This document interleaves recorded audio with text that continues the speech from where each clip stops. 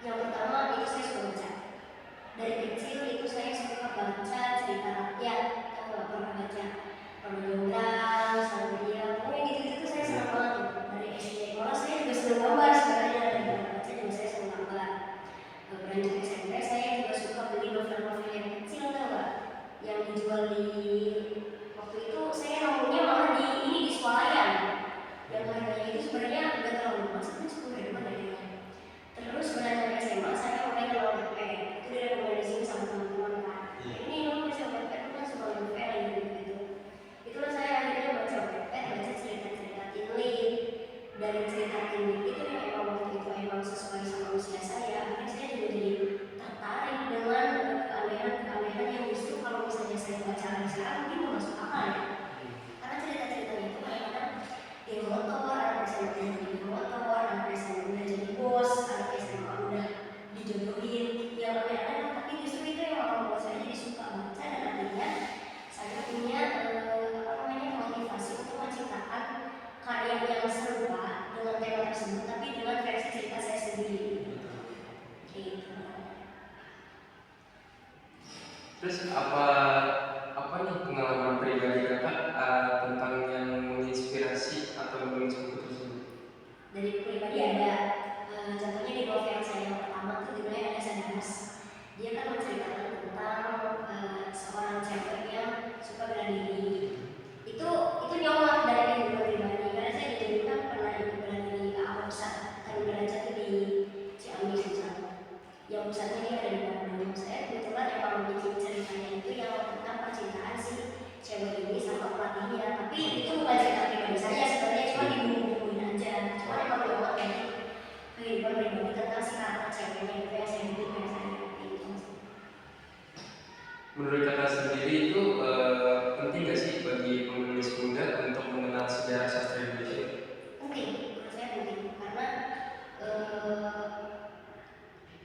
penulis muda itu harus tahu bagaimana cara menentukan manusia sebelum kenal tulisan ya, yang sama sampai akhirnya ada penerbit itu berdiri angkatan Mustafa, terus sampai akhirnya ada penerbitan yang dilarang karena dianggap tidak sesuai dengan misi pemerintahan dan buku-buku yang dibuat. Menurut saya penulis muda itu penting untuk mempelajari sejarah, karena agar mereka itu bisa menghargai, bisa mensyukuri dengan sekarang adanya digitalisasi sastra, yang kita nulis itu bisa di mana aja, bisa kapan aja, seperti di Wattpad yang gak ada seleksi. Jadi kita nulis itu bebas, mau dikritik, gak ada yang ngedit, gak ada komen, mau dikomen seperti apapun, itu udah bebas banget ya untuk kita berdiskusi dan ketemu di situ.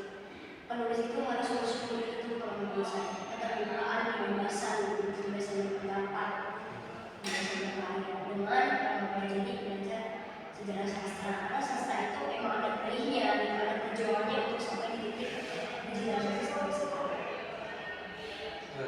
Menurut kakak pribadi nih, yang paling menolak antara karya penulis masa kini dan karya penulis di era lama itu apa sih? Yang paling menolak bahkan Iya.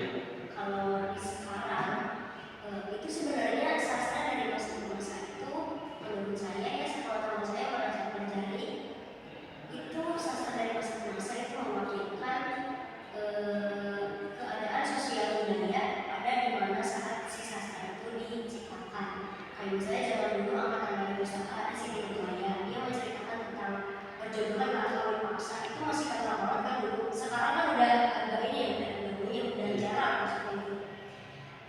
Juga tolak belakang itu kalau misalnya dulu itu lebih kental sama nilai sosial budaya, sama nilai sama apa lagi tuh, pokoknya yang kalau sekarang itu dibandingkan dengan sekarang lebih bebas gitu.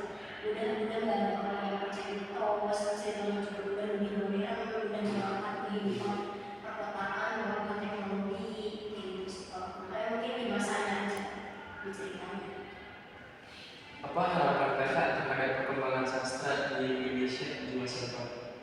Kalau di masa depan saya lebih ke penulisnya sih.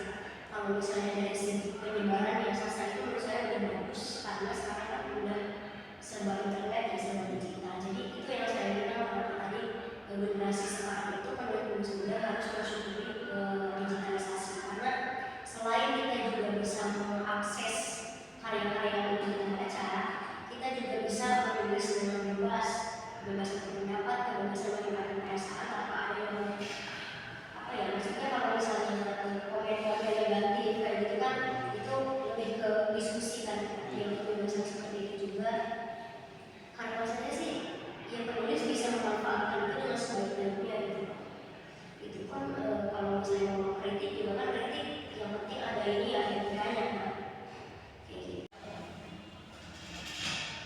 Menurut Kakak pribadi itu ada kesulitan nggak sih Kak untuk menulis karya-karya sastra? Kesulitan sih lebih dari kalau aku dari diriku sendiri, karena kadang-kadang kita itu sebagai penulis nyampe ke titik kita tuh stuck, kayak lagi nulisnya lagi enak-enak lagi benar-benar tiba-tiba stuck, udah benar-benar itu kesulitan yang paling terasa bagi saya ya, karena di situ emang saya harus pintar banget mensiasatinya. Karena kadang-kadang kalau misalnya udah stuck, saya tinggal itu bakalan gak bakal kelar nulisnya, kayak ujung-ujungnya nanti malas gitu. Makanya saya kadang-kadang suka lari kayak saya bikin gitar, terus saya lari ke hal-hal yang gak ada hubungannya sama tulisan itu gitu. Kayak misalnya saya main musik atau sekedar makan untuk mengalihkan perhatian saya sejenak. Nah terus kalau misalnya udah tuh saya kasih waktu misalnya diri saya buat istirahat selama setengah jam. Nah, setengah jam itu kalau misalnya saya merasa saya belum dapat ide apa yang pengen saya tulis, saya lari ke hal-hal yang ada hubungannya dengan si karya itu. Misalnya saya menonton film menonton film temanya sama kayak yang saya tulis, dengerin lagu, jadi kayak saya mendalami bagaimana caranya saya tuh menyampaikan ide saya itu gimana caranya agar maknanya itu dalam gitu.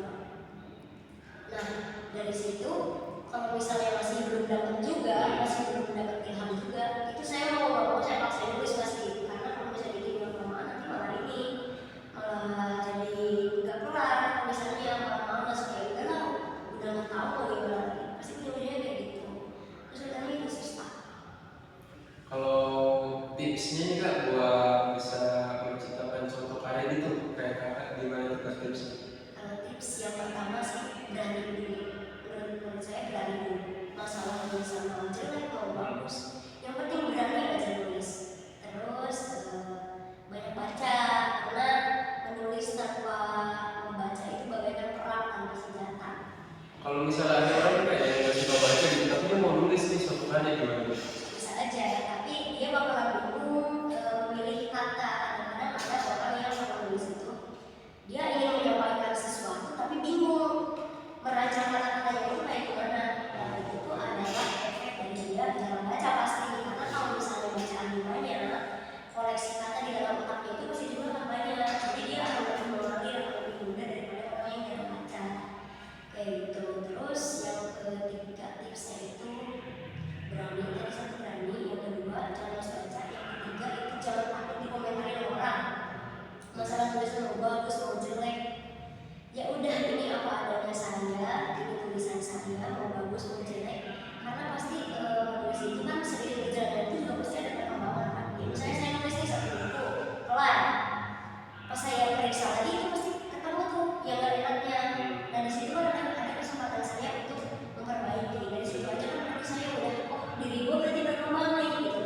Kayak berarti ya udah yang tadinya salah tuh bisa diperbaiki, berarti kan ada perkembangan kan. Kayak gitu. Kayak saya tinggal seminggu kemudian saya baca lagi, saya berarti ada perkembangan. Jadi jangan takut, intinya jangan takut untuk mencoba, dan itu sih dua aja. Terus yang keempat konsisten. Itu kenapa tadi saya bilang kalau stuck itu jangan dimanja, diri kita itu jangan dimanja. Konsisten dalam hal membaca kan atau apa gitu? Dua-duanya sebenarnya. Kalau membaca ya itu yang penting kan, karena untuk koleksi dalam otak kita juga. Yang menulis juga tadi saya bilang kalau misalnya stuck itu jangan dibiarin lama-lama, karena nanti bisa malas di dunia. Makanya cari cara gimana nih biar stuck kita itu enggak mandek banget. Jadi kita bisa kembali lagi ke tulisan kita, dan tulisan kita itu bisa selesai, jadi nggak mudah tulis itu. Sebenarnya itu aja kalau tips. Itu aja berarti. Iya. Yaudah, terima kasih banyak nih Kak, mohon maaf udah waktunya. Regina tadi ya.